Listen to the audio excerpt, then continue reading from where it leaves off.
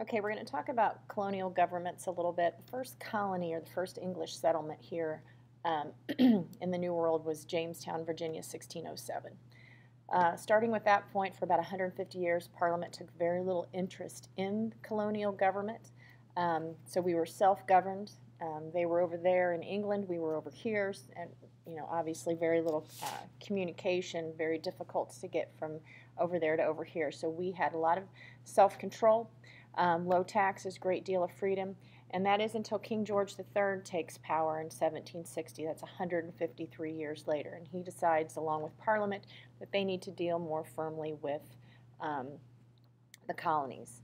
Colonies developed their own forms of government, and they created written constitutions. And if you remember, that's different than England. Britain did not have a actual written constitution, but a collection of documents and traditions and common laws. And the other thing they did was created limited governments. The idea of rule of law, where the officials were subject to the laws that they made. They created governments that had separate branches, and each one of them had separate powers. So the states individually created governments with a legislative branch in order to make laws, and they created bicameral legislatures, which meant they had two houses. They created an executive branch. The states had governors who were responsible for enforcing the laws, and they each had a judicial branch. And they had judges called magistrates whose responsibility was to handle conflicts over the laws. The other thing that they created was this idea of checks and balances.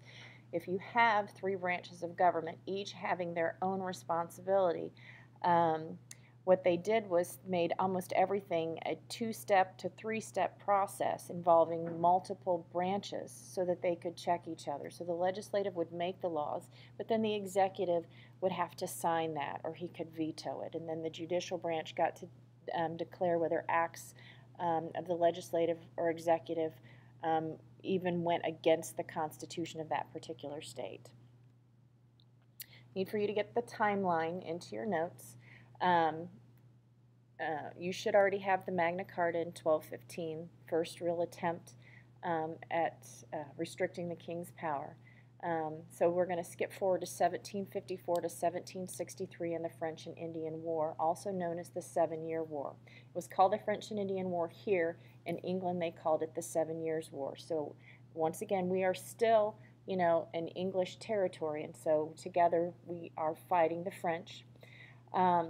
And because of the war, England incurred a lot of debt, and so they felt it was fair to ask the colonies to pay some of that taxes. And the colonies really didn't have a problem with that, other than the fact that they didn't have any representation in Parliament. So then King George III takes the throne, and in 1765 what they do is institute what's called the Stamp Act, and sometimes called the stamp tax.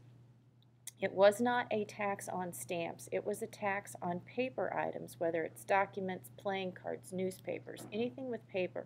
And they had a stamp that when you purchased it, they would actually stamp the paper item itself. And the reason that England instituted this tax was to help pay back some of the war debts. And once again, the colonists were upset not because of the tax itself, but because they had no representation in England's government. So they are taxing without the consent of the people. And the thing that they would say all the time is taxation without representation. 5 years later, we have the Boston Massacre. This is an incident where you have the British soldiers there's only a few of them, and there are a mob of colonists. And somebody yells something, some shots are fired by the British soldiers, and there are a few people killed, but they all said that it was self-defense, that they did not attack the colonists, that the colonists actually attacked them. John Adams at the time hated England, hated the fact that the soldiers were in Boston, hated everything about it. He wanted independence more than any of the other founding fathers at that particular time. But he also felt that the British soldiers deserved a fair trial and deserved someone to represent them in this trial, especially if everything that he had heard in terms of the fact that it was self-defense and they did not attack the colonists. So John Adams defends the British soldiers and actually gets them acquitted, so they do not have to serve any jail time. or get executed for that matter.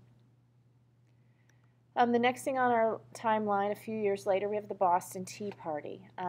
England taxes tea, and I don't want to go into the details of that because it gets a little confusing, but I want you to know is that the colonists are upset once again.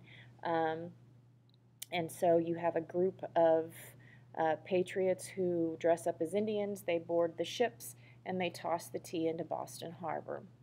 1774, we get the First Continental Congress, and basically what they did is they sent a petition to King and Parliament, and that's King George III, in an attempt to improve relations. This is what's going on here. These are our requests. We really don't want to go to war with you, but you're pretty much giving us no choice. They're still wanting that representation in Parliament, and with all of the things that they are doing here, quartering of troops in homes, just a bunch of things without going into a lot of detail. But then we have April 19th, 1775. So up till this point, I want you to know the order of everything. I don't even necessarily want you to know the year. I just need for you to know what caused what. We have the 7 Years' War, the French and Indian War, which, you know, when King George III comes to power, he institutes a tax to help pay for that. The colonists are angry. They're tired of the British soldiers being here. We have the Boston Massacre. Then we have the Boston Tea Party.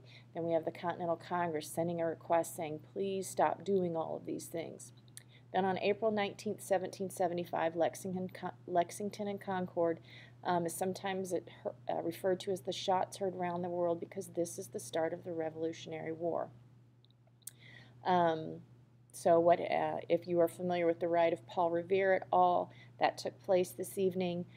He's riding around telling everyone that the British are coming, that they are heading to Concord where there is an armory of weapons, and they're trying to get there and get them before the colonists can use them. July 4th, 1776, the other date you need to know is the writing or the signing actually of the Declaration of Independence, and we'll talk about that more specifically later.